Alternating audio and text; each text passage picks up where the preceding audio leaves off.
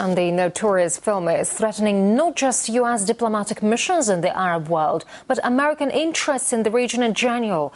Washington has spent a great deal of time and billions of dollars to befriend some Muslim countries, but all those efforts are now proving to have been in vain. RT's Marina Portnaya explains.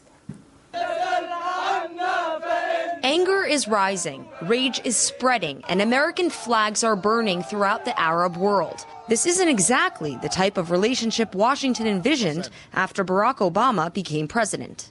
I've come here to Cairo to seek a new beginning between the United States and Muslims around the world. The new U.S. leader promised to turn the page and mend relations tarnished by George W. Bush's war on terror. He even granted his first foreign television interview to Al Arabiya, an Arabic language channel. My job to the Muslim world is to communicate that the Americans are not your enemy. Washington invested huge resources in building a massive social media presence comprised of nearly 200 different accounts to spread its message of friendship.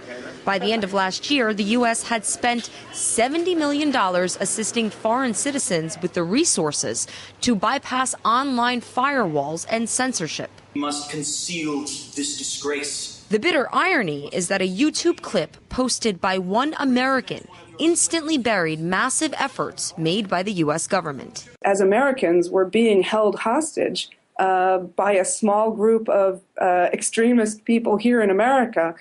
I think when they put their views on YouTube, and now the technology is such that it can be seen all over the world, I think people in Egypt and Libya and some of these places don't understand freedom of speech, and they don't understand that this is not the view of most Americans. This is not the view of the U.S. government. According to many experts, a large majority of the Arab world has grown too familiar with the anti-Muslim sentiment America is accused of cementing. The policy of the Americans towards this part of the world is inadequate. It doesn't call for dialogue. It doesn't call for development. It doesn't call for progress. It calls for removing regimes because it suits American interests and some Western interests. It calls for war and invasion of Iraq, as we have seen, destruction of Afghanistan, no progress on the peace level in Palestine. It takes a spark for it to, all come out in violent forms, as we can see now on the screen.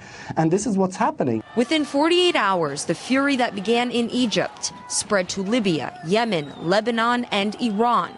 In Afghanistan, YouTube was shut down. But tensions in the Muslim world seem to be only increasing. There has been a lot of simmering anti-American feeling right across the entire Arab world. It's there. It's worse in Pakistan, where polls show that over 90% of Pakistanis feeling America as their primary enemy. America's made a lot of blunders in the area, and it's made a lot of enemies. In the Arab Spring countries, America helped revolutionize. The line between friend and foe has blurred.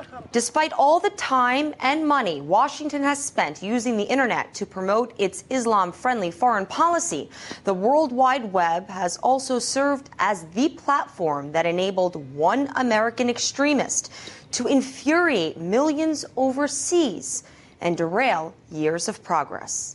Marina Portnaya, RT, New York.